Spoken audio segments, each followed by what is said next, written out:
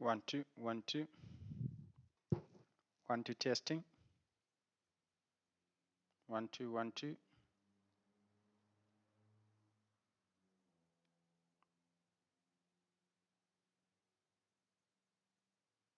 1 2 1 2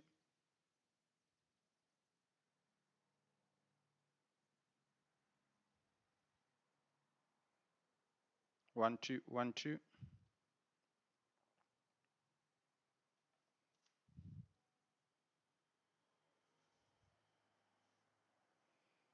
1 2. Okay, Jabulile is connected.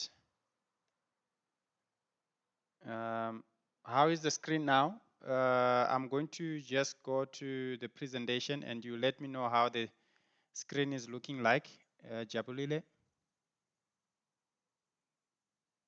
Just let me know how the screen looks like now, if it's better. Valuation of bonds and preferred stocks. Just let me know if the screen is better, it's clear. Okay, thank you. All right, let me just encourage everybody also to connect. Lebu.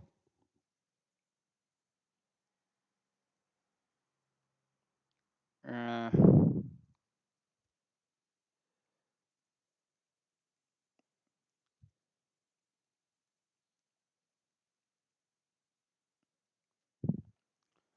okay, I've just sent a message to Lebu, just waiting a response if she's connected.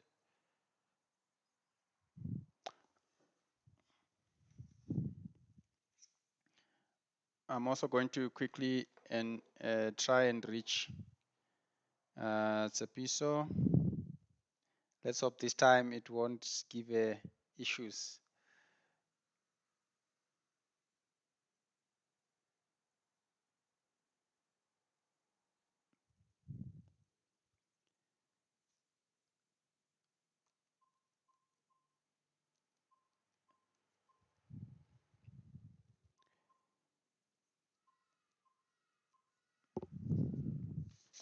I'm just trying to find out if Tsepiso is still around.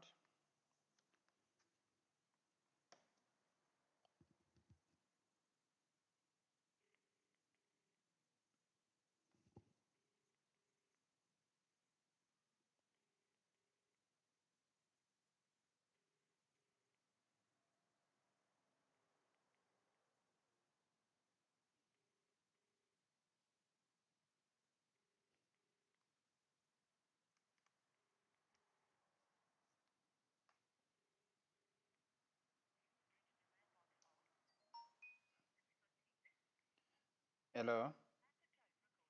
Oh.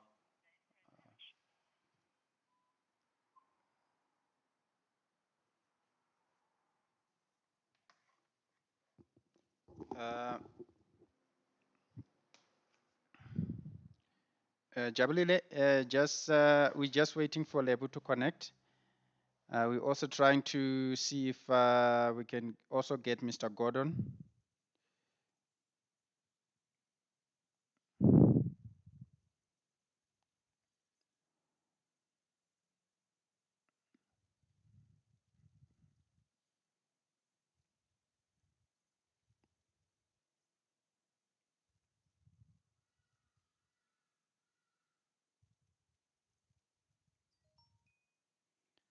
Okay, thank you, Lebu.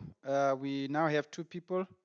We have Jabulile and Lebu. Lebu, just confirm if the screen is clear now, if you're able to see clearly.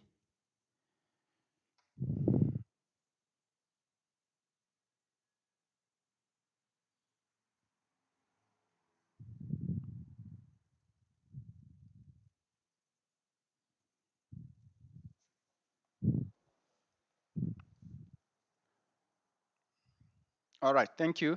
Let's just continue. Let's just continue with the people that we have. I think this one is it's a better approach because the screen is clearer and I think you can actually hear me very well as well. Let's just quickly get into what we were doing. Valuation of bonds and preferred stocks, examination preparations. Remember, if you've got a question, please ask on the group and then I'll be able to attend to that question. So first and foremost, we're looking at equations, right, that need to be applied when we are looking at such valuation of bonds and preferred stocks.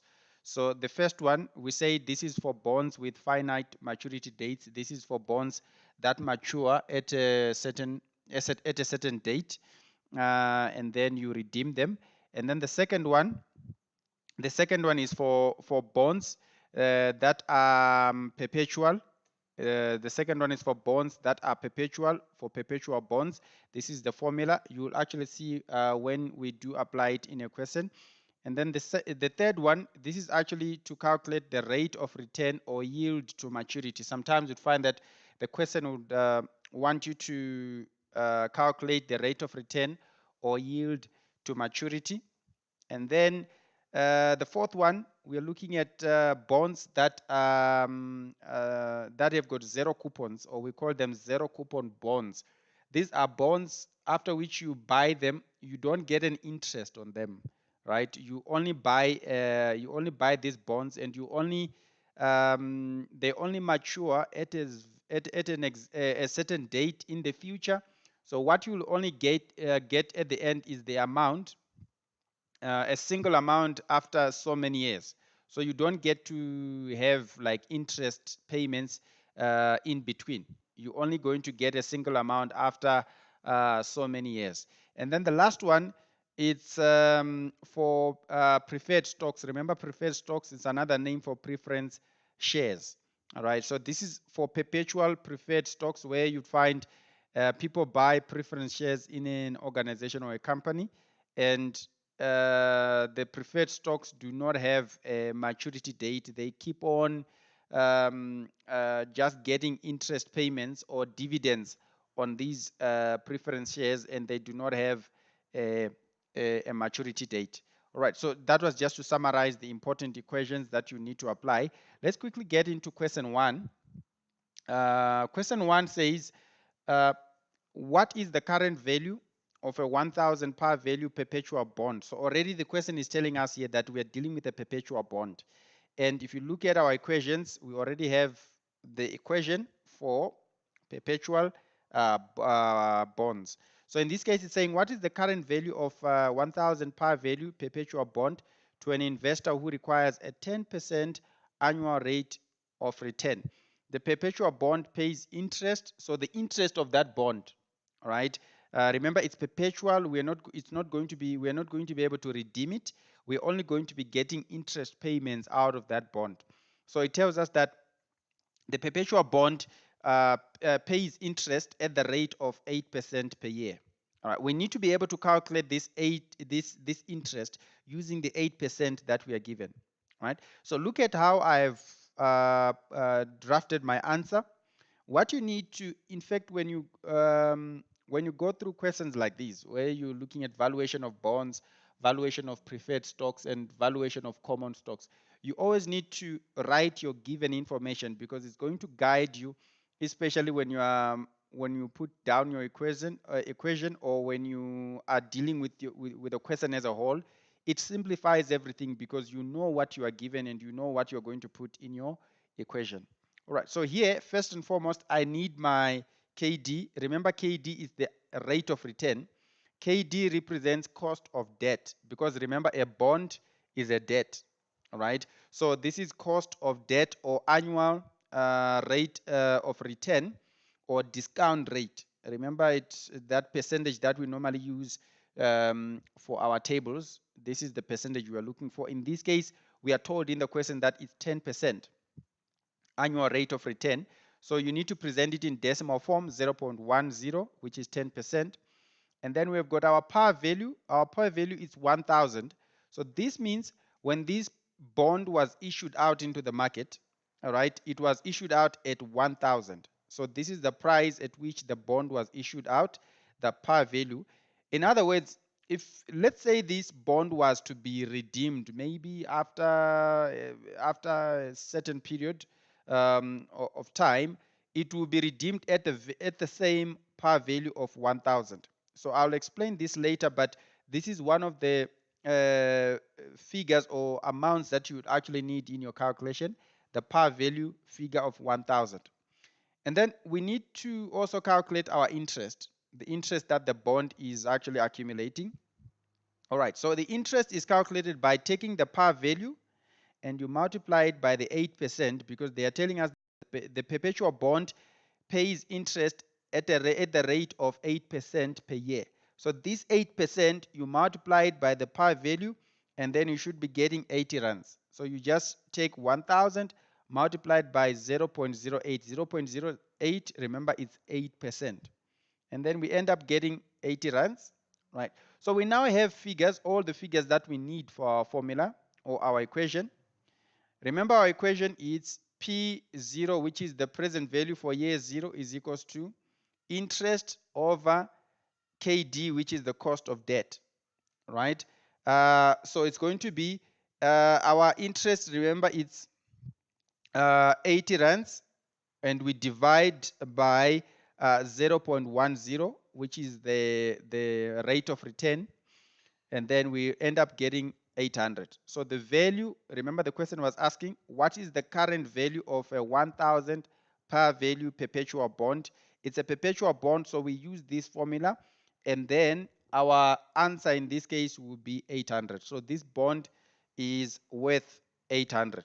If somebody is going to sell this bond to you, maybe for more than 800, it means you don't need to buy it, right? But if somebody is going to sell it to you for less than 800, then you can actually buy it, because you'll actually be making a good profit out of it. All right, that's the interpretation basically out of what we have here. All right, so the value of our bond, our perpetual bond, it's 800, and this is the formula. All right, so let's check if anyone has got a question on question 1. That is for Jabulile and Lebu, and Mr. Gordon, if he is connected with us. But I think it should be quite clear. You should know what kind of a bond you are dealing with, and then you just apply it into the formula, especially this part on the interest. Always remember, the interest rate is always given to you. So you take the interest rate, the percentage, and you multiply it by the par value. In this case, it will be 1000 multiplied by 0.08, and it's 80 rands. So you just take the 80 rands, divide by the rate of return, and then you get 800. So in this case, check, we don't even need the tables. You're not going to go to table 1, table 2, table 4, and all that. You don't need that. Okay, I'm just going to quickly listen to a question from Lebu and hear what she has to say.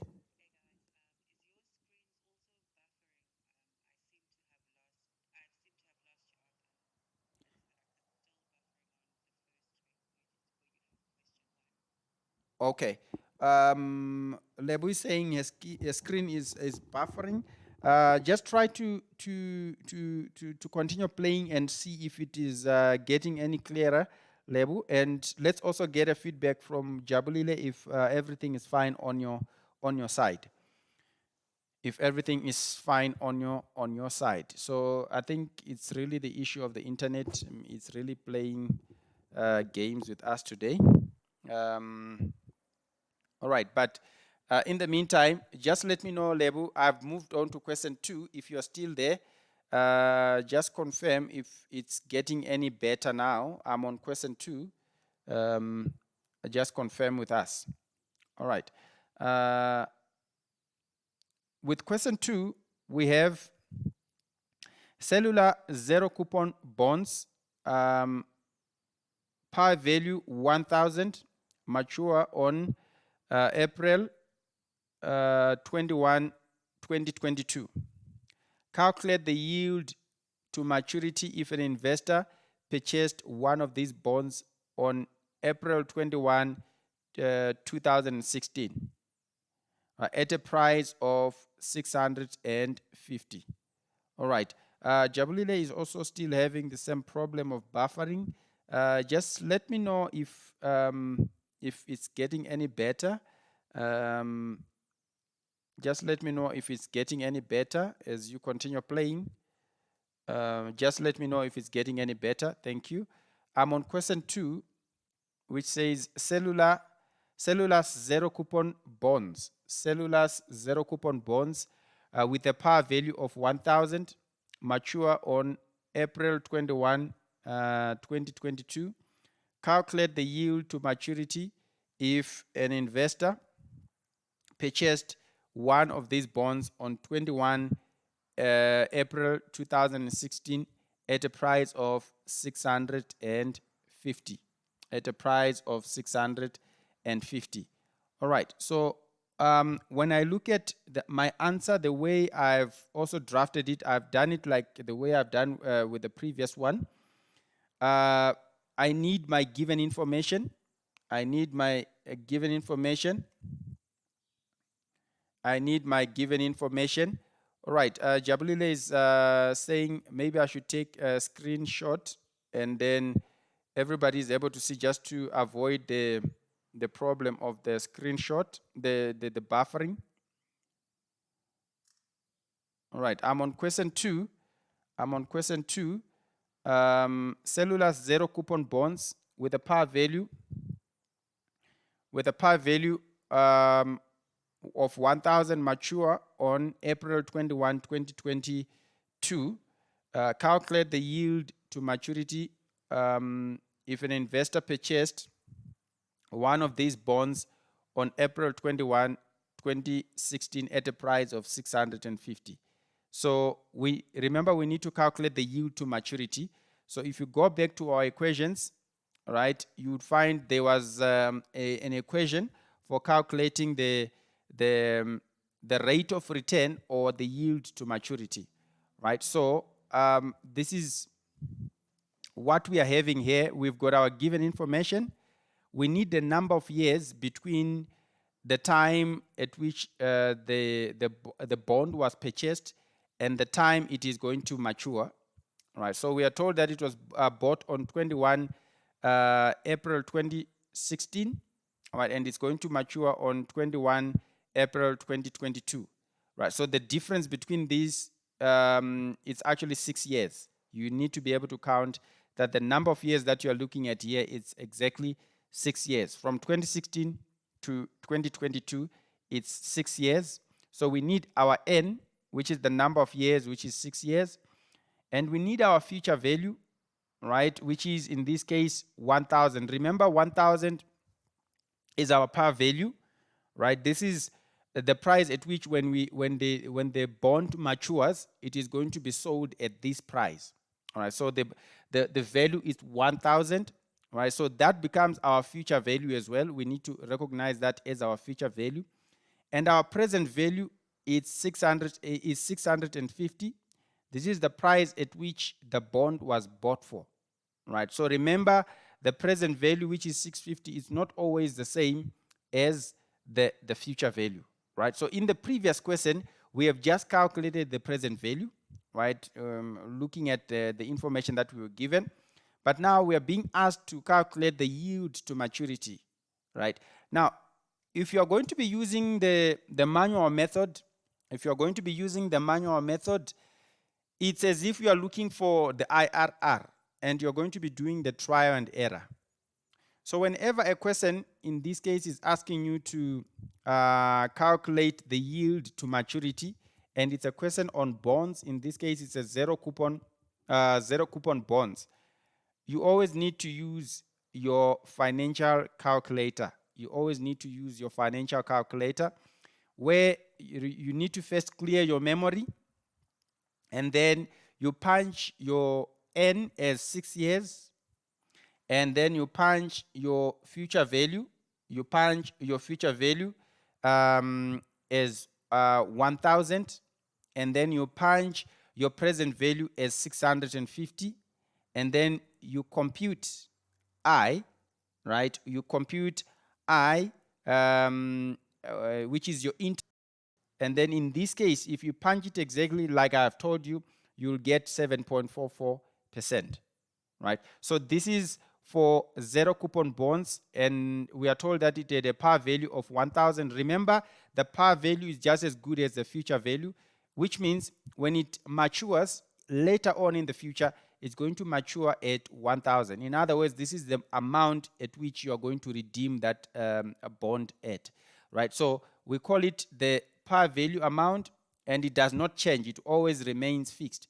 So it is your future value, and it's at 1,000, and then the present value is 650. If you go the manual route, it means you're going to do a trial and error, and trial and error, you don't need all of that in the exam because it's going to take your time. So rather, you need to actually punch using your financial calculator, but you need to show the marker that you have actually put these figures. N is equals to 6 years, future value is equals to 1,000, and present value is equals to 650. All right, so we've got our I, which is our KD, as 7.44%, right? If it's possible, if you have got a financial calculator with you, you can just try it out and see if you're going to get the same amount or something that is closer to that amount, something that is closer to that amount of 7.44. All right. Let's try and see if there are any questions on question 2. Otherwise, if there are no questions, so that we can move on to question 3. All right. So the more you also look at like when you replay, when you get a chance to replay this video, the more you keep on hearing the same thing, the better you become, because anyway, practice makes perfect. Practice makes perfect. So you just need to keep maybe at a later time in your own free space, just try and replay, and then you are able to get that. Okay, Jabulile tried to put that, and she's getting error 2. Just try and see if your calculator is the memory is cleared. Second function, clear your memory. Second function, clear memory.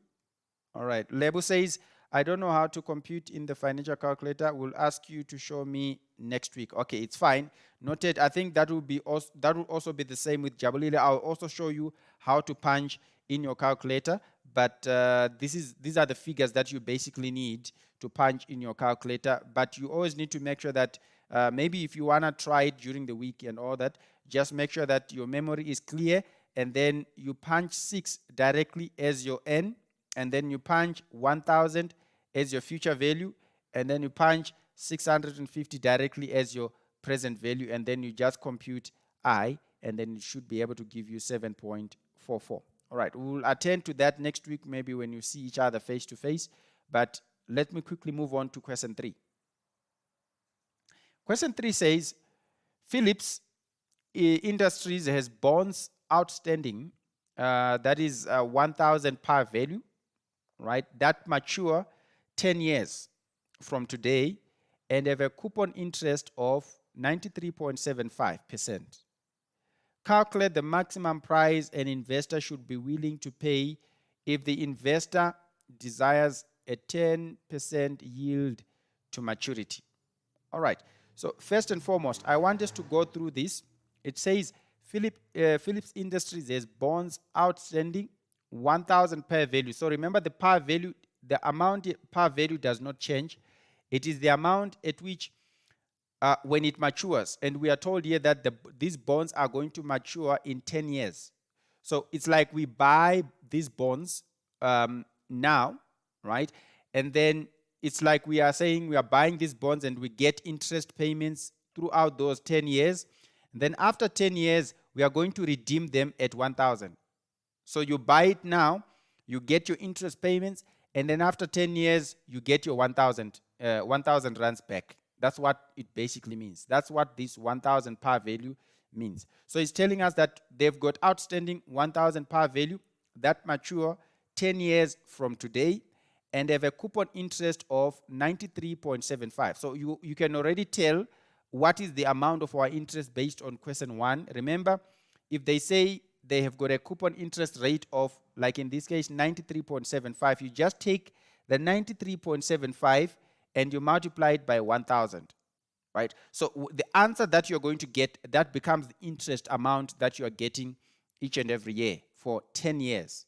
So now they are saying, calculate the maximum price an investor should be willing to pay if the investor desires a 10% yield to maturity. Another thing I need to tell you about this, the yield to maturity is always as good as your rate of return. So you see, these words, they keep on interchanging them, sometimes just to confuse you, but it's just basically one and the same thing. Rate of return, yield to maturity, cost of debt, this is basically one and the same thing. This is the percentage. Remember, if we were going to be using the tables, this is the percentage we're actually going to be using. All right. Jabilile is asking for a screenshot. I'll just give you a screenshot now for question 3. I think she might still be experiencing the buffering problem. All right. I've just sent you the screenshot. You should see it in a yes, it's I think it's sent now. You can actually be able to see it. All right. So given information, we need the number of years. In this case, it's 10 years. Remember, if you buy your bond now, it's going to mature after 10 years. So the number of years that we're dealing with here is 10. Our interest, we need to calculate our interest. Our interest is going to be 1,000, which is the par value, multiplied by 0.9375, which is 93.75%. And obviously, when we calculate these two, our answer is going to be 93.75 rands, right? And then our M is just as good as the par value. M is just as good as the par value. M represents the value at maturity. M is for maturity, so the value at maturity is 1,000. Value at maturity or maturity date, value at maturity date is 1,000. M is equals to 1,000. And our KD, which is the rate of return or yield to maturity, which is this amount, is 0.10. So you need to be able to play around these figures, because if you just stick to one figure and maybe in the exam always expect them to say yield to maturity, sometimes they might bring another word. So you need to be able to know the jargon that they are going to use in order for you to apply it well in the exam. All right, so we now have all this information. Let's see if we can actually put it into our formula. Our formula says present value for year 0 is equals to interest, right? The interest that we are going to be getting for 10 years, right? So we are using the present value interest factor annuity, present value interest factor annuity at for 10% and for 10 years. I'm sure because you know that you're always going to be getting the same interest of 93.75 for 10 years. It tells us that the amount is the same for 10 years. So we call it an annuity. So when you go to your tables, you need table 4, because that's where you're going to get that factor. Remember, it's an annuity. It's the same amount for the next 10 years. So it's I, which is the interest, present value, interest factor, annuity, 10%, 10 years, plus M, which is the value, at maturity. All right. Lebu says I get 937.5 as the interest, not 93.75, not 93.75. Yes, Lebu, I'm actually doing my verification here. I'm actually doing my verification just quickly. Let me see where I took the question from. I just want to quickly check if, but you should actually be right. According to your calculation, if I can see 93.75 of 1,000, That should give me 937.5. That's you're actually correct. I just want to quickly verify this one. It's closed. The question is closed to me. I just want to quickly verify. Okay.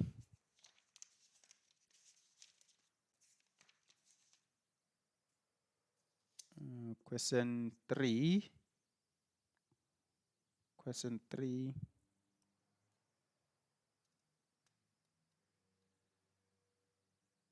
Okay, Lebu, you're actually right. I think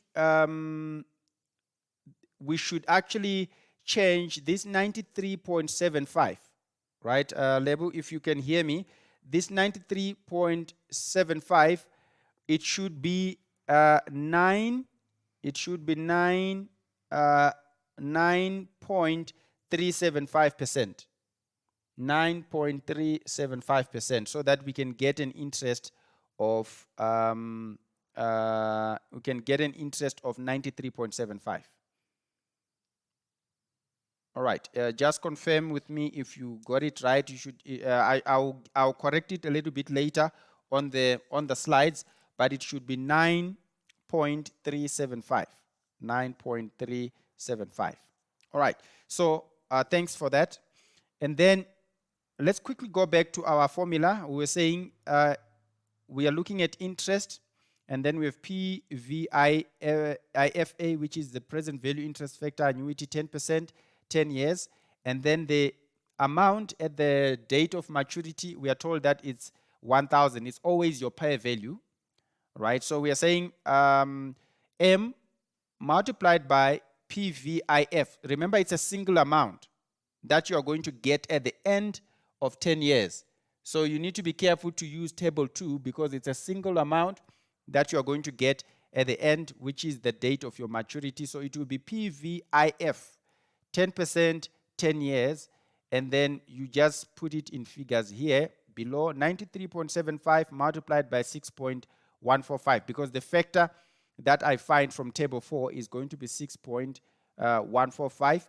And then here I say plus 1,000 multiplied by 0.386, because the factor, the present value factor, 10%, 10 years for table 2 will be 0.386. I just multiply this and that, and I add them together. I should be able to get 962.09. 962.0.09. All right. So that should be our answer for question 3. Remember, it wanted us to calculate the maximum price an investor should be willing to pay. So this is the maximum. If you were an investor, right, with a bond with this information, the maximum amount that you are willing to pay for this bond will be 962.09. Anything higher than this amount, you are not willing to pay. It will be too expensive for you, right? It will be too expensive for you.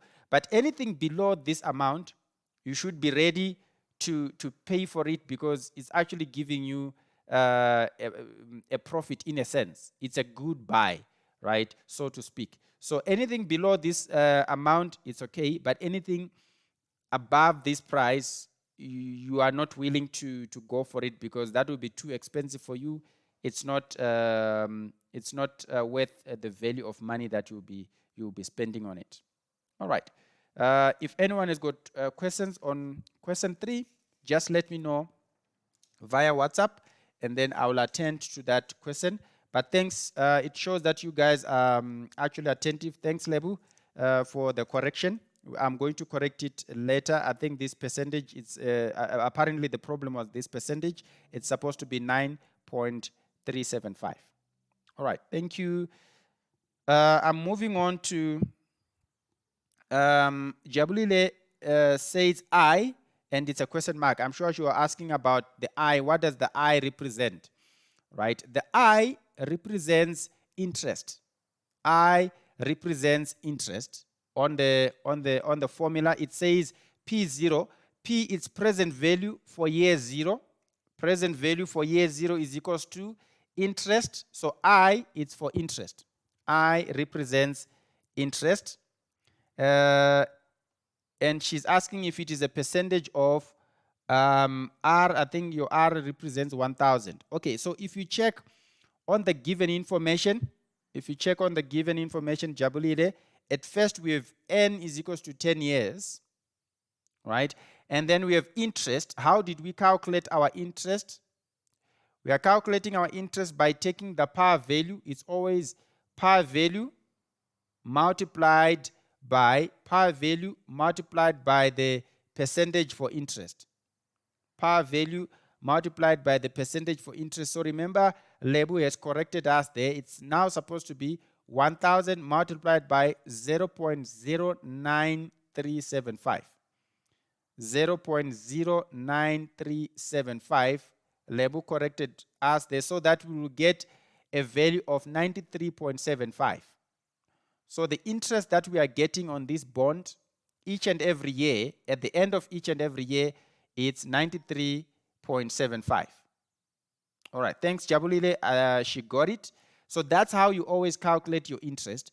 You always take the percentage that you are given, you multiply it by the par value that you are always given in the question, and that will be your interest.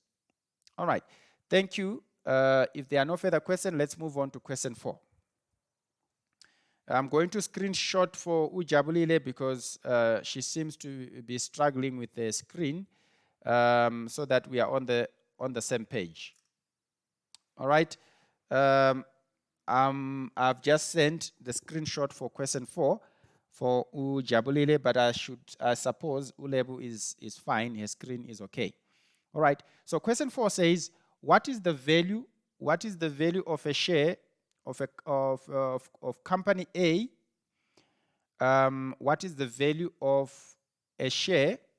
What is the value of a share of company A? And it's telling us that the 3 Rand 50 preferred stock to an investor who requires a 6% annual rate of return on this security. This preferred stock was originally issued at 102 rands a share. Right, so here is talking about shares, but it's a preferred share or a preferred stock. Right? You might get a question like this that's asking you about the preferred stock. So now it's asking what is the value of that preferred stock, but this is the information that you are given, right? So this 3 Rand 50, normally when a question comes like this and it just tells you that 3 Rand 50 preferred stock, right? It says a 3 Rand 50 preferred stock. So you're wondering how do I interpret that? When it says a 3 Rand 50 preferred stock, that means this 3 Rand 50 is the dividend you are getting from that stock always. Right? When you see a question structured like this, a 3 Rand 50 preferred stock, it means you're always going to get a dividend of 3 Rand 50 each and every year. When I tell you that you have bought a 10 Rand preferred stock, right? When I tell you that you have bought a 10 Rand preferred stock, it means you have bought a preferred stock, but the dividend is 10 Rand. That's what it basically means. So you need to be able to interpret it like that.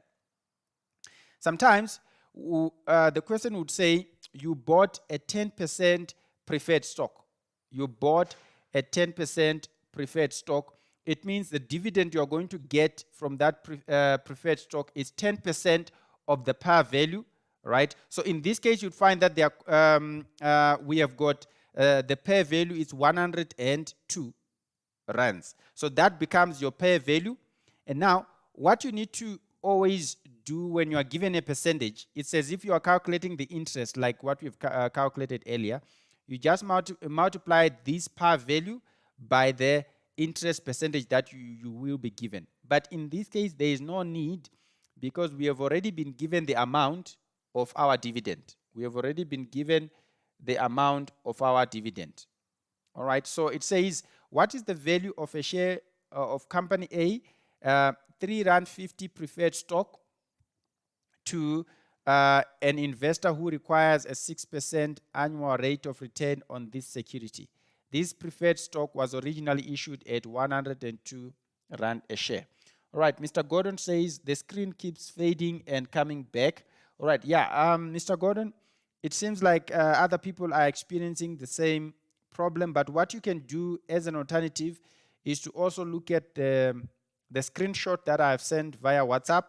And then as I explain, you might want to keep making reference to that. That is if you are not able to see the screen well. All right. So quickly, let's go back to our answer. Let's quickly go back to our answer. So in our given information, we need dividend because remember this is a preferred stock or a preferred share, right? We need the dividend of that stock, and we are already told that is 3 Rand 50. And then I need my KP. KP, remember, or you need to note, KP is the cost of preference share. Cost of preference share. In other words, it's the same as the rate of return. It is the same as the rate of return. So already in the question, we are told that the investor requires 6% annual rate of return. So this rate of return is the same as KP. This time it's KP because we are measuring a preference share. Previously, it was KD because we were measuring a bond. It was cost of debt. But in this case, we are looking at KP because it's a cost of a preference share. So this is basically the annual rate of return, and it's given as 6%, so I'm just going to put it here as 0.06. My formula says to calculate the value of my share, I'll just say P0, which is the present value, year 0, or present value for now, is equals to DP, which is the dividend for preference share. DP represents dividend for preference share over KP, which is the cost of preference share. So my DP in this case is 3 Rand 50, which is the dividend. The dividend is given, and then the KP, which is the cost of preference share, is also given 0.06, and I just divide the two, and then I'll get 58 Rand 33. So that becomes my value of that preference share. So just like I said, if you listen to this video more and more and more, you'll actually realize that it becomes easier and easier, because if you actually look at the way we've actually applied this, it's not so many things that you need to really remember and all that. It's just two figures that you just need to have. Divide the two figures and you get your answer and you get your full marks. All right, so that's on question 4.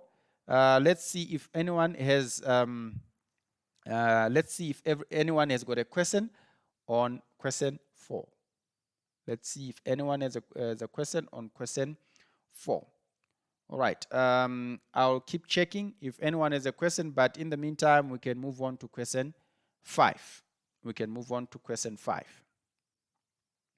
Question 5 is actually something that I took from the assignment 1. Yeah, we had an assignment 1 that needed us to apply to actually come up with the value, the price, the price of each bond based on the yield to maturity figures. All right, so I'm just going to read out the question as it was given in the assignment. 2 bonds make semi-annual interest payments of 40 rands. 2 bonds make semi-annual interest payments of 40 rand. So you need to know here that the interest payment has already been calculated for us, and we don't need to do any further calculations. But you need to note now, we are told that it's a semi-annual, and semi-annual means you are basically getting 2 payments in a year. So one payment, you get it after 6 months, and another payment, you get it after 6 months. So in other words, you are getting the first payment as 40 rands, right? That's in the first 6 months, and you get another 40 rands at the end, after the other 6 months, at the end of the year. So 40 rand in the middle, another 40 rand at the end. So that's why they call it semi. Semi means two. So in a year, you are getting two interest payments of 40 rand. So altogether, the interest payments that you're going to get is 80 rands in 1 year. You're going to get interest payments of, oh, sorry, Jabulile, I keep forgetting you. I'm going to send a screenshot for question 5. Sorry for that. All right. We are dealing with question 5. All right, I've just sent the screenshot for question 5. I'll also send you the screenshot for the answer. All right, so 2 bonds make semi-annual interest payments of 40 rands. 1 bond matures, all right, 1 bond matures in 2 years, and the other matures in 10 years. All right, so both of these, they are making 2 semi-annual payments of 40 rand. 1 bond matures in 2 years, and the other matures in 10 years. Both bonds currently sell at par value of 1,000. So remember, the par value is the amount or is the value that you get at the date of maturity. So that will be your M, right? Remember, value at the date of maturity is the par value. In this case, is 1,000. So they are also telling us that, meaning that they offer the yield to maturity of 8%, meaning they offer a yield to maturity of 8%, right? So let's quickly look at the required part. Calculate the price of each bond if the yield to maturity drops to 6%. That's for 3 marks. 5.2, calculate the price for each bond if the yield to maturity rises to 10%. That's 3 marks. Comment on the patterns that you observe. So I'm going to quickly move on to the answer, and then I'm going to make a screenshot of the answer so that other people can actually be able to see. All right. All right. So 5.1, I've just sent a screenshot for 5.1. You should see it now. Calculate the price of each bond if the yield to maturity drops to 6%. Remember, your yield to maturity is your rate of return. Your yield to maturity is your rate of return. So they are asking here that calculate the price of each bond if your rate of return drops to 6%. So what we need to do, we need to calculate the value of bond 1 and bond 2. Remember, there are 2 bonds. One matures after 2 years and another one matures after 10 years. So let's start with the one that matures after 2 years. Remember, in this case, it's a little bit of a complicated problem because our interests are paid semi-annually, right? Our interests are paid semi-annually. So what you need to do now, when you are calculating your N, which is your period, you need to take, we know that we've got 2 years that we are given. So your N is going to be 2 years multiplied by 2 payments, because remember, you are making 2 payments in a year. So 2 years multiplied by 2 payments, altogether we end up having what we call 4 periods. So these 2, the first 2 is the 2 years. The second 2, it is the 2 remember it's semi-annual interest payments. There are 2 payments that are made within a year. So you always need to multiply 2 years multiplied by 2, and then you end up getting 4. Right? So your N is 4. And then your cost of debt, which is your yield to maturity. Remember, we are looking at a yield to maturity that is dropped to 6%. So now, when you calculate your cost of debt, which is basically your yield to maturity or rate of return, you will take the 6% or 0.06 and you divide that by 2. Why are you dividing it by 2? Because of the same reason that we are looking at a semi-annual interest payments. So you divide by 2 and you end up getting 0.03. Right? I know it sounds very new, but you always need to deal with a question like this in this way. Right? Let's go back to the end. It will be 2 years multiplied by the 2 payments that are made in a year, right? So we end up having 4. And then on the cost of debt, we are looking at 0.06, which is the original yield to maturity, divided by 2 because of the 2 payments, right? And we end up getting 0.03, right? Your M, which is the pi value, does not change. Remember, it remains the same, and it's always going to stay at 1,000. And then the semi-annual interest, we are already given this in the question, is 40 rands. All right, let's go to our formula, right? Our formula we're looking at, remember, we've got interest payments and we also have the maturity date, right? This one has got a finite or a specific date of maturity. So we need the interest payments, the present value of the interest payments, and the present value of the maturity date of maturity figure. Right, so our interest payments, remember, it's 40 rands semi-annual. So you just take the 40 rand amount, you multiply that by the present value interest factor annuity. Remember, it's at 3% because you have calculated it on top there. KD is equals to 0.06 divided by 2, which is 0.03, and it's 3%. 0.03, that's 3%. And your years, remember, it's no longer 2 now. It's now 4 because you have got 4 periods. We don't normally call them, in this case, 4 years, because remember, it matures after 2 years. So you no longer call them 4 years. It's normally called 4 periods.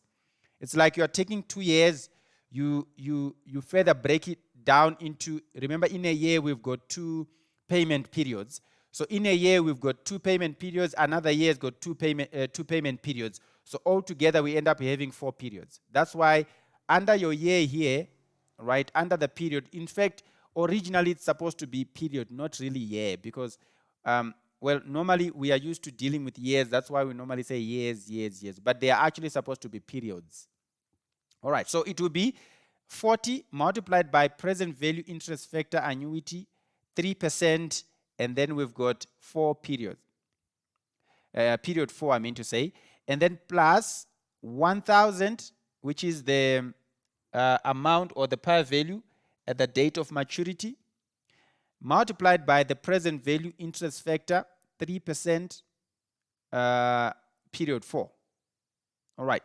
So the first one, obviously, you're going to be using table 4. And the second one, obviously, you will be using table 2 because it's a single amount.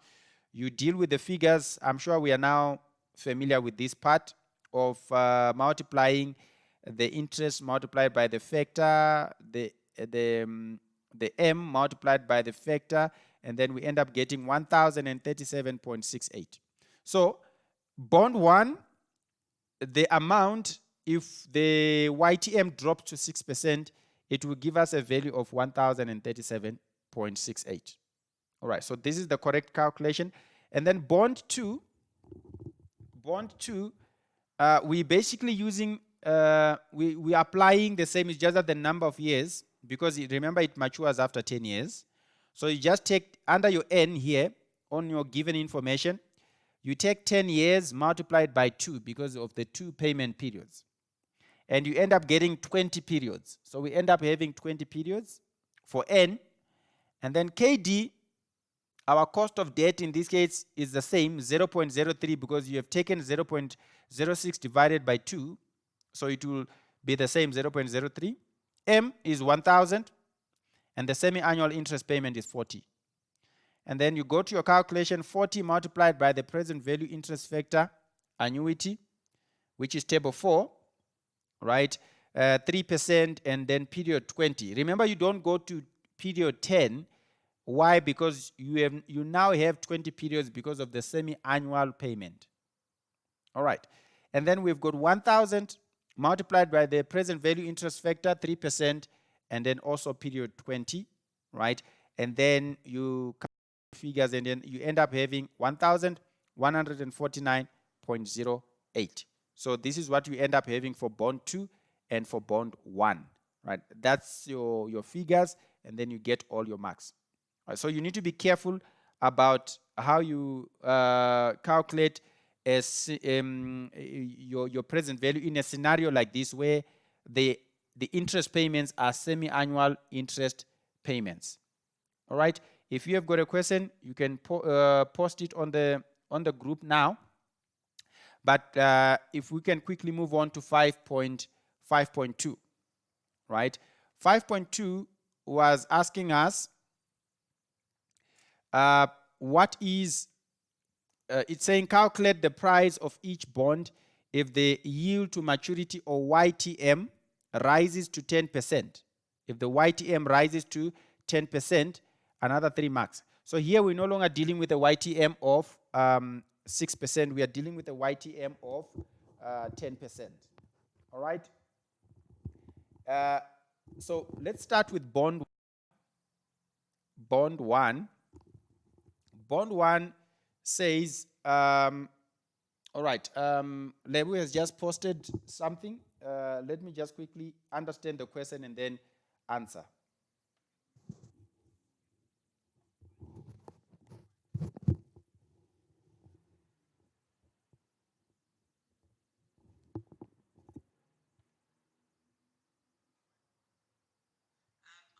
On 5.1, I just wanted to check the reason for KD, the reason why we're dividing it by, we divided the 6% by 2. Is it because it's a semi-annual thing? All right, thanks, Lebu. Lebu was asking on the KD, why is it 3%? And she's also asking, why are we dividing 0.06 by 2? You are right, Lebu. It is because of the semi-annual interest payment, right? It's because of the semi-annual interest payment. So the KG or the percentage, you're always supposed to divide it by 2. The KD is always supposed to be divided by 2, right? That's the reason why we are doing that. So you are right. It's like you have asked a question and you've just given the answer. And the answer that you've given is the right one. All right. Thanks for that. And then 5.2, moving on to 5.2. Calculate, just let me know, Lebu, if you answered just by typing a yes. And then whilst I'm looking at 5.2. Calculate the price of each bond if the YTM rises to 10%. Right, so bond one, given information, right, we are looking at N is equals to 2 years multiplied by 2 because of the semi-annual interest payments, and we end up having 4 periods. Our KD will now also be 0.10, which is 10% divided by 2. Previously, we had 6%, so we divided that by 2 as well. So in this case, we are dividing 10%. So it will be 0.10 divided by 2, and it will give us 0.05, right, which is 5%. And then M is equals to 1,000. M is equals to 1,000, which is our par value, right, or the amount at the date of maturity. Remember, it's a single amount that is given to you when your bond has matured. Our semi-annual interest payment they do not change; they still remain the same. Right. Let's go into the formula. It will be 40 multiplied by the present value interest factor annuity at 5%, not 10% this time, because remember you've divided the 10% by 2, so it should be 5% period 4, right? And you also go to the M, which is 1,000 multiplied by the present value interest factor 5% period 4, and then you just take these factors from the tables, right? You apply them as they are given in the question. 40 multiplied by 3.546 plus 10,000 multiplied by 0.823, and you should actually be getting 964.84. So that is your present value if the price of that bond rises to 10%. If the YTM rather of that bond rises to 10%. For bond 2, it's the same concept, but you're just dealing, remember here you're dealing with 10 years. So for your N, it will be 10 multiplied by 2, and your KD remains the same, 0.05. You've It's the same 0.10 divided by 2, which is 0.05, and which is also like 5%. Your M, which is your par value, does not change. It remains the same. Semi-annual interest payment is 40. And then you put that into your formula. 40 multiplied by the present value interest factor, annuity, 5%, period 20, plus 1,000 multiplied by the present value interest factor, 5%, period 20. And then when you calculate everything, it should give you 875.48. So now, if you check something here, if we were to compare 5.1 and 5.2, 5.1 was saying if the YTM, or the yield to maturity, or the rate of return, if it drops to 6%, what is the price? So the price is in the regions of 1,000 and something. But now on 5.2, the moment we increase the yield to maturity to 10%, the price is now lower, right? It's now at 964. The other one is at 875, right? So that's basically what 5.3 is asking us. Comment on the patterns that you observe. Comment on the patterns that you observe. I'm just going to take a screenshot of that so that Jabulide can actually be able to see. So if you check my answer says when the required rate of return is greater than the coupon rate, when the required rate of return is greater than the coupon rate, the bond is valued at a discount under its par value of 1,000, right? So when the required rate of return is greater than the coupon rate. So I want you to see what are we referring to as our coupon rate, and what are we referring to as our rate of return. Now, if you go to the original question 5, it was saying 2 bonds make semi-annual interest payments of 40 rands. One bond matures in 10 years and the other matures in 10 years. Both bonds currently sell at par value of 1,000, meaning that they offer the yield to maturity of 8%. You see, this 8% is our coupon rate. This 8% is our coupon rate. This 8% is our coupon rate. Now, you might be wondering, why are they saying that they offer YTM of 8%? Now, this word offer is basically telling us that that's the interest, right? So when a bond is offering you as a YTM of a certain percent, it's basically talking about the interest or the coupon rate. This is the interest or the coupon rate. So the coupon rate is 8%. The coupon rate is 8%. I just want you to know that. The coupon rate is 8%. Let's quickly jump to 5.3 so that it makes more sense. Remember, the coupon rate is 8%. Now, my answer says when the required rate of return is greater than the coupon rate. Is greater than the coupon rate. So remember, our coupon rate was at 8%, and our rate of return on 5.2 was greater because it was at 10%. 10% is greater than 8%. So the result is that the bond is valued at a discount that is under its par value of 1,000. That's why if you actually look at 5.2, you'd see that the values that we have here are under the par value of 1,000. Here we've got 964.84, and the other one for bond 2 has got 875.48. So the reason why these amounts are below the par value of 1,000 is because the YTM, or the rate of return, has risen to 10%, which is beyond the coupon rate. So whenever you find a situation like that, it means the bond is always going to be issued at a discount. All right, the second part, conversely, right, or in an opposite manner, when the required rate of return is less than the coupon rate, the bond is valued at a premium.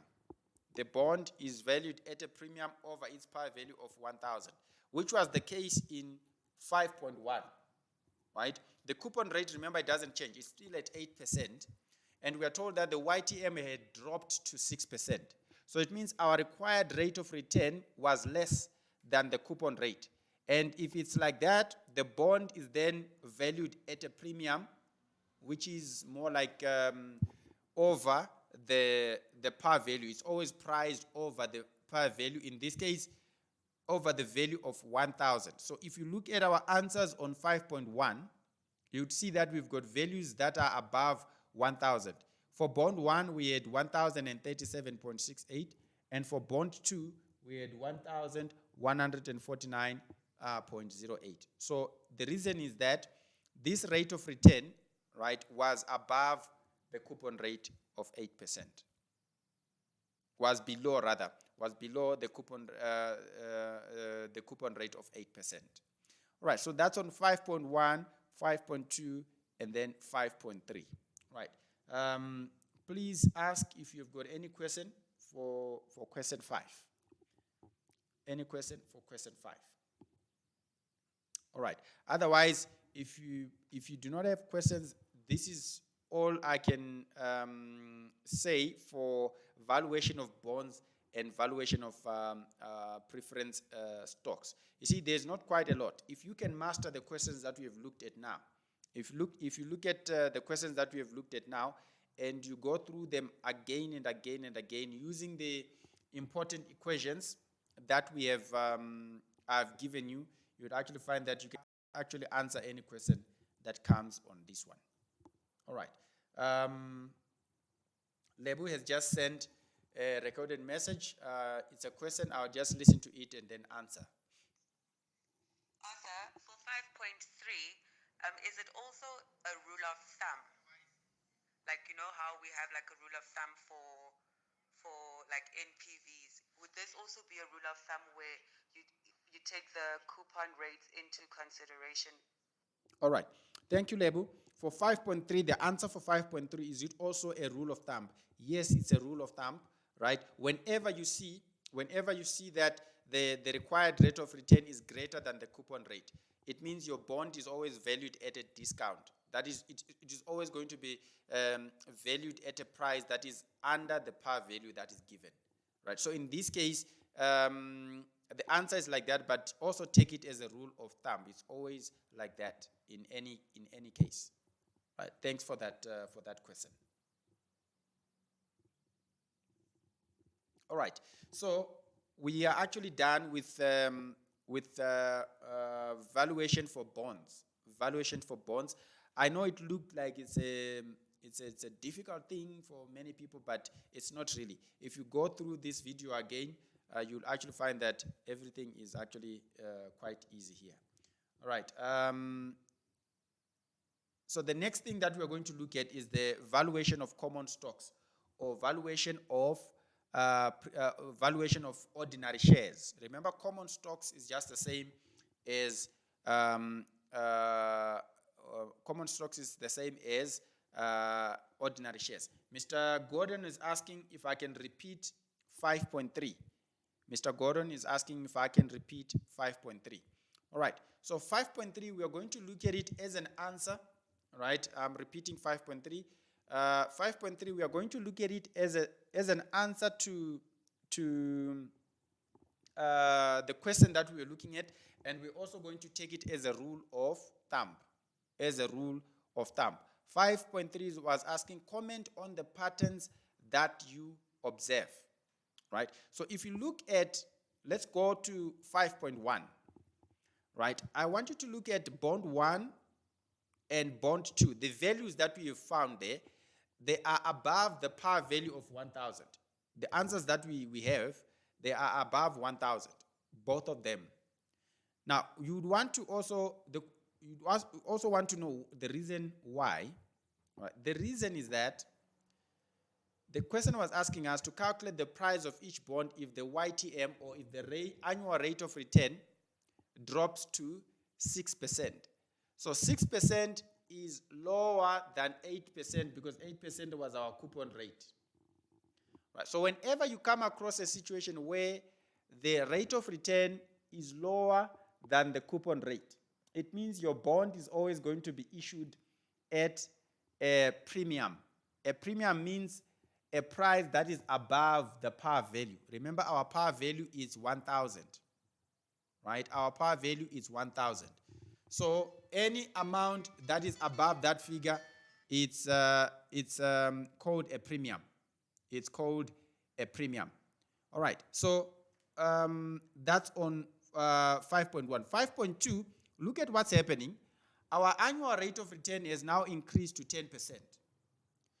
And our annual rate of return compared to the coupon rate, our coupon rate, remember, it's still 8%. So whenever you see a situation like this, where the rate of return is above the coupon rate, it means your bond is always going to be issued at a discount.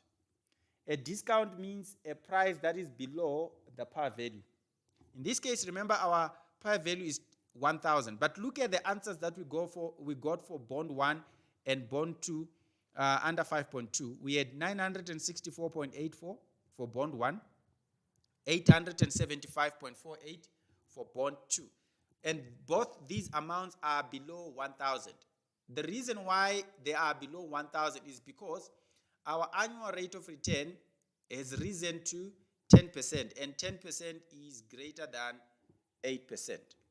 Now, to quickly summarize 5.3, as I have written it here, I said, when the required rate of return is greater than the coupon rate, the bond is valued at a discount under its par value of 1,000. Conversely, or in opposite, or vice versa, when the required rate of return is less than the coupon rate, the bond is valued at a premium over its par value of 1,000. So that was just to summarize 5.3. Mr. Gordon, I hope you answered. If anyone has got further questions, please feel free to ask. I'm here to assist you. All right. If we are okay, we can move on to valuation of common stocks or valuation of ordinary shares. Valuation of ordinary shares.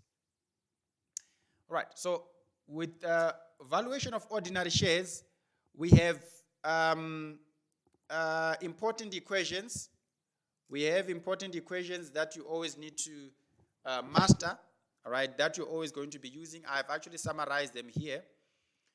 The first equation, this is for one period dividend valuation model, right? Don't worry about the wording here. It sounds complicated, but it's not even complicated at all. This is where we buy shares, the first equation.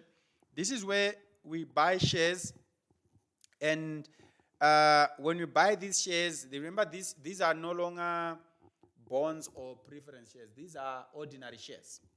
And we buy these shares now, but we are told that after 1 year we are going to get a dividend, right?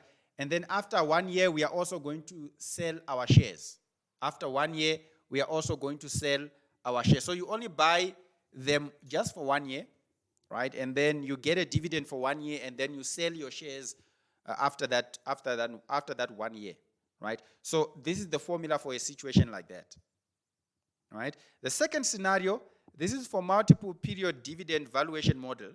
This is whereby you have bought a dividend, a share, ordinary shares, and then you get dividends over the years. Maybe year 1, year 2, year 3, year 4. You are getting the very same dividend. It's the same dividend throughout the years, but at the end, you are going to sell it maybe after 10 years or after 20 years. The question will always show you, or the question will always tell you.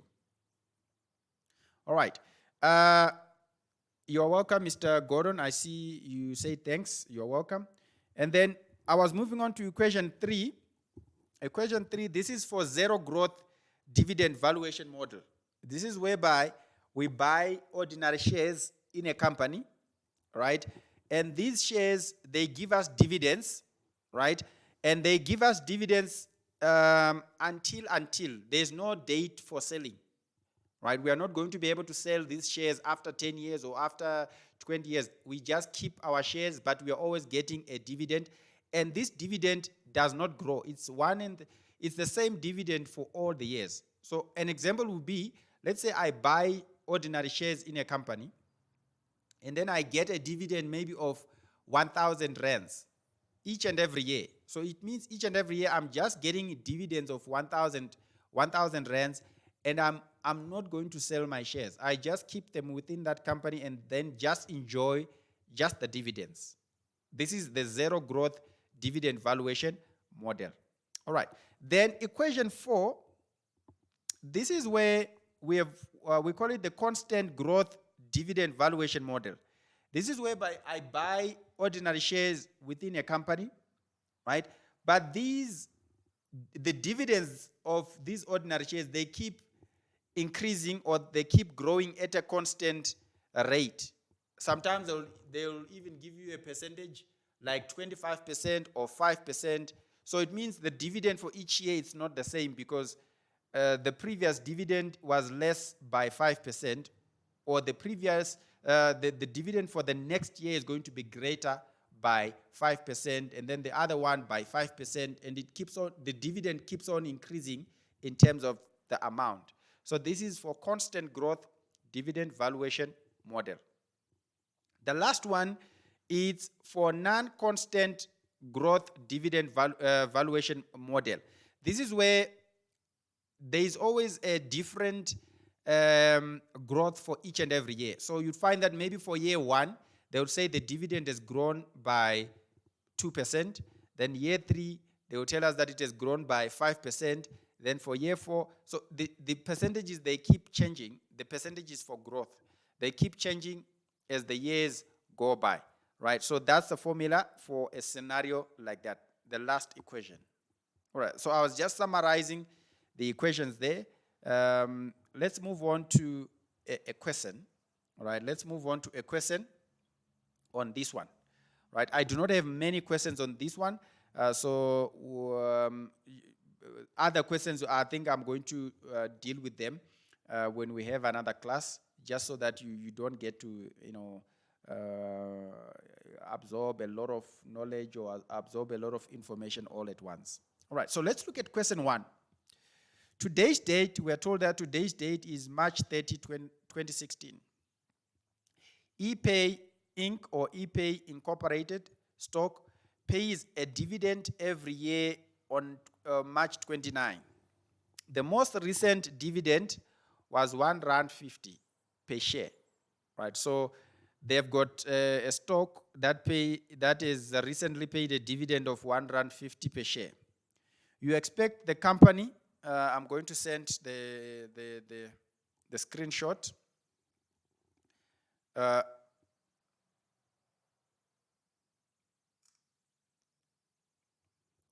The most recent dividend was R1.50 per share. You expect the company's dividends to increase at a rate of 25% per year through March 29, 2019. After that, dividends will increase at 5% per year. Investor requires a 14% return on ePay stock. Calculate the price of the stock on March 30, 2016. Calculate the price of the stock on March 30, 2016, which is now. What is the price of that stock now, given all this information? All right. So I want us to go to my answer. My answer is presented in form of a table, right, which I'm also going to take a screenshot of.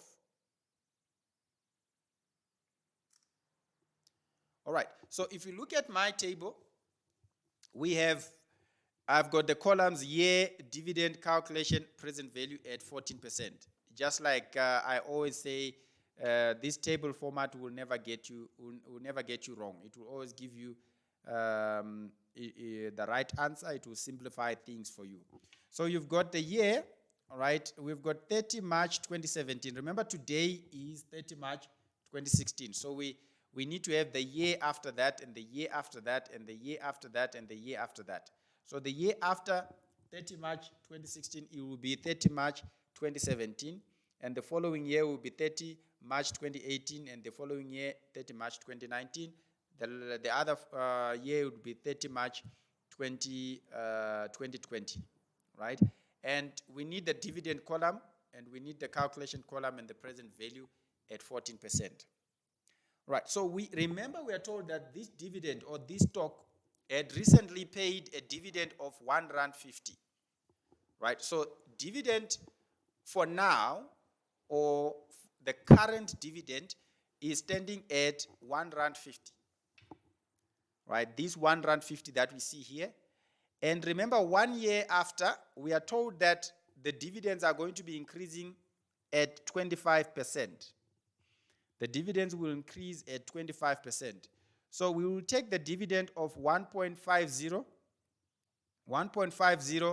multiplied by 1 plus 0.25. Remember, whenever we say there's an increase of 25%, this is how you effect the increase.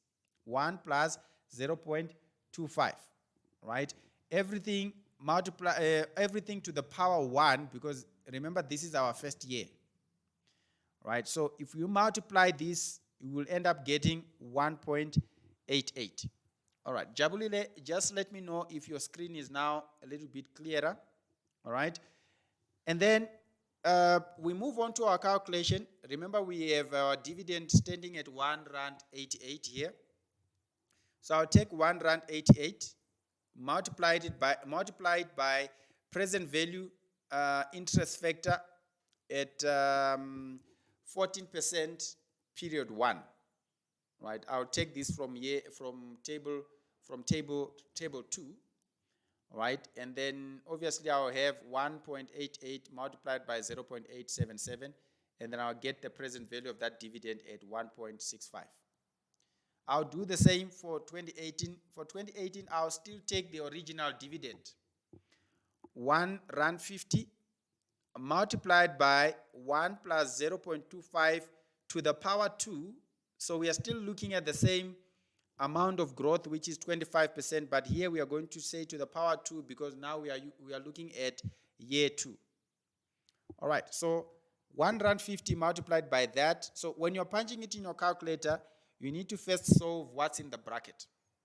1.025, 1 plus 0.25, you will get 1.25, and then you say that to the power 2. The answer that you get, you multiply it by 1.50, and then it should give you 2.34.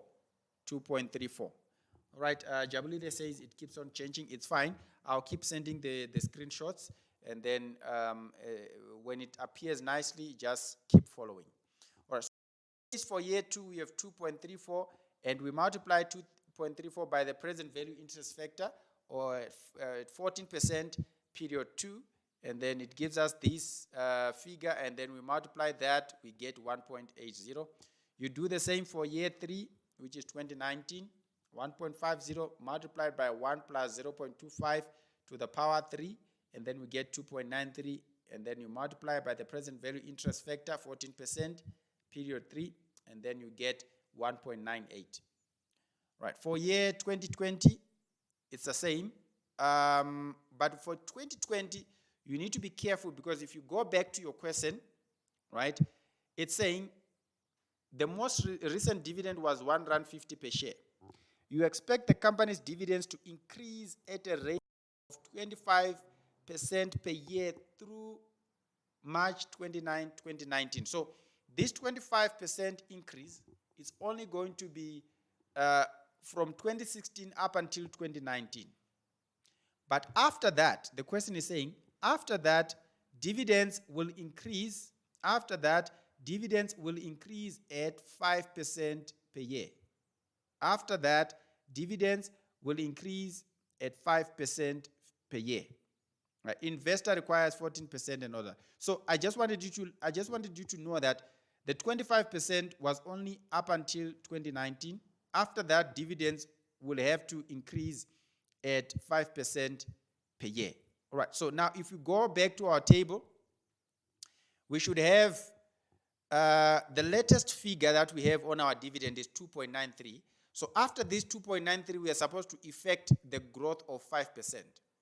So what I've done here is to repeat what I have for 2020. Remember, we are on 2020. I'll take 1 rand 50, which is our original dividend, multiplied by 1 plus 0.25 to the power 3, which is the same power that I have here, so that I will get the same amount of 2.93 here. But stop there.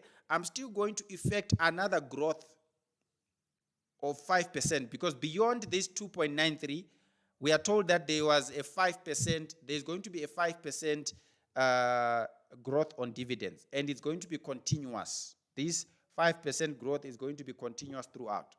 Right, so I need to effect that growth by saying multiplied by 1 plus 0.05 to the power 1, because that was the first increase of the first of the 5%. I'll end up getting 3.08. Alternatively, you can take 2.93 as it is, and you multiply it by 1 plus 0.05. That's basically what you are doing. You end up getting 3.08. So this is your dividend for 2020, right? But remember, it's the dividend for 2020, and the growth there is, we are told that it's after that and thereafter. So it's from 2020 going until into perpetuity. We are not told that these shares are going to be sold. So the dividend will keep on increasing at a rate of 5% from 2020 going onwards. All right, so we need a formula for, remember, the terminal value. I always talk about the terminal value. Our terminal value will be dividend for 2020, which we have just calculated now, divided by the rate of return, which is 0.14, minus the growth, which is 0.05. So you always need to solve this. You already have the figure for the dividend, and you need to solve what's at the denominator there, right? And you, after that, you need to multiply that by the present value interest factor, 14% period 3. Why? Because you need to discount the terminal value. You need to discount the terminal value. So I have further simplified it, especially in the same column or same box. So it will now be 3.08 divided by 0.09. 0.09, I'm getting it from 0.14 minus 0.05. I'll get 0.09. And then I would say 3.08 divided by 0.09. The amount that I get, which is the terminal value, I multiplied by the present value interest factor, 14% year 3. Always remember, when you are discounting the terminal value, always apply the last factor that you used, right? In this case, our terminal value is giving us 34.22. 34 Rand 22 cents. That's our terminal value. And we are going to discount it at the very same factor as we found on 2019. So if you check, the factors are the same. 0.675, 0.675. And then I discount it at that factor, and then I'll get 23.10. All right, so that's the present value of the terminal value. All right, after that, I need to add, remember, I need the price of the stock on 30 March 2016, or I need the price of stock now. That's what it basically means, because we are told that today is the 30 March 2016. So I add everything.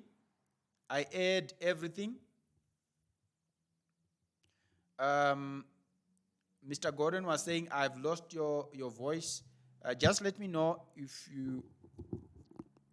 you are able to hear me now. Just let me know if you are able to hear me now clearly. All right, so it's what we do now at the end, we need to add 1.65 plus 1.80 plus 1.98 plus 23.10, and then we'll end up getting the price of the stock at 23.58. So I've also highlighted it at the bottom there. The price of stock on 30 March 2016 is equals to, you add everything, and then I get that price. All right, so that should be my answer for that question. All right, Mr. Gordon, just let me know if my voice is back. All right, in the meantime, we can move on to question 2 if there are no questions on question 1. If there is any question on question 1, please just post your question, and then we are able to go forward. Question 2, it's not something new. Question 2, we already looked at it last week, right? But the way I presented it, there is a small mistake that I made towards the end, right? Which I will correct later. If you actually see the slides that I posted later, I've actually made that correction. But I thought it would be good if we can actually look at the question again, so that at least you are able to understand what's going on. All right, so we are told that ExxonMobil, this was a question from October, November 2018, question 2. We are told that ExxonMobil expects its earnings and dividends to increase by 7% per year over the next 6 years, and then to remain constant thereafter. All right, and then to remain constant thereafter. The company currently pays dividends of 5 Rand per share. Thanks to Jabilile on this question, because she's the one who actually made me to realize, no, there's something that is missing, and I then had to go to the question and correct it. All right, so I'm going to take a screenshot of question 2 so that others are able to see it. And I'll also take a screenshot of the answer, which is the table that we have here. All right, so we have question 2. It's saying required. Determine the value of a share of ExxonMobil to an investor with a 12% required rate of return. So what we need to do is we need to realize it's similar to the previous question, right? But we are told that there was a 7% growth, right, from year 1 to year 6 for 6 years. There was a 7% growth. It was a constant growth for 7 years. But for 6 years, I mean to say, but after year 6, we are told that there was no growth at all. So I think that's where I had to correct things. But let's go to check how we affect our dividends and our amounts. The same thing we were doing on question 1. You just go to the original dividend that you were given. In this case, it was 5 Rand, multiplied by 0.07 to effect the 7% constant growth. And then you will get, in this case, for year 1, 5.35. You go and put in the factors. Remember, you are using table 2. So I don't have to further explain on this part because you are now familiar with this part. For year 2, you still take the original dividend multiplied by 1 plus 0.07 to the power 2 this time, because remember, you are now dealing with year 2. And then you do the same for year 3 to the power 3, for year 4 to the power 4, for year 5 to the power 5, for year 6 to the power 6. So this portion, up until year 6, it shouldn't be a problem. But let's discuss further on the next part on year 7 up until perpetuity, up until long into the future. They are saying, and then after, they're saying ExxonMobil expects its earnings and dividends to increase by 7% per year over the next 6 years, and then to remain constant thereafter. So when it says to remain constant, it means there's not going to be any growth, right? The last amount of the dividend that we paid has to be on and on up until perpetuity, up until, right? So here, the last amount or the last dividend that we have was 7.50 Rand. So from the 7.50 Rand, we are not expecting any further growth. It means any other amount that comes or any dividend that comes after that will remain at the same level or at the same amount of 7.50 Rand for year 7, year 8, year 9, year 10, until. So now, on year 7 to eternity, we need to have the same amount of 7.50 Rand, right? And then we need to calculate our terminal value.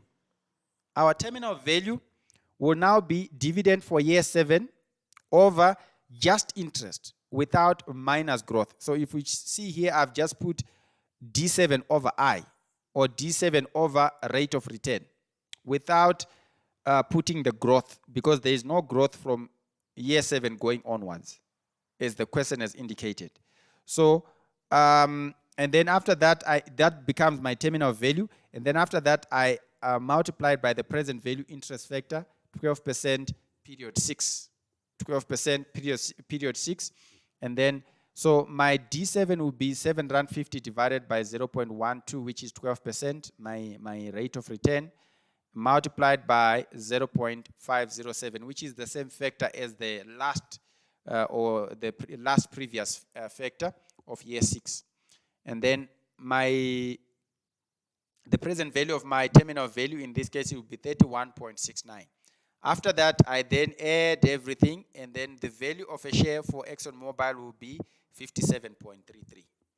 All right, so that's for the question that we dealt with last week. The way we had done after year 6, we had made an error there, so this is a correction. So yeah, that's it. If anyone has a question, feel free to ask. I am here to assist. So that will take us to the end of our slide. For now, we are going to only deal with such these questions. What I would encourage you to do is to listen to this live stream again and again and again, because the more you listen, the more you can master the concept. And then during the week, I'm just going to post a few questions that you are going to be doing. But remember, next week, Saturday, we are also going to be dealing with the same topic. So if you still have other real big problems, right, you can still communicate with me during the week. But Saturday, when Saturday comes, we're still going to do the same topic. So don't worry, you will still be covered. Otherwise, thank you, everyone. Thank you for your time. I know it was a bit of a challenge to get you guys together to listen to this, but I'm glad that at least we have come to the end of our live stream or our class. And yeah, enjoy the rest of your day and enjoy your Heritage Weekend. God bless you. Bye.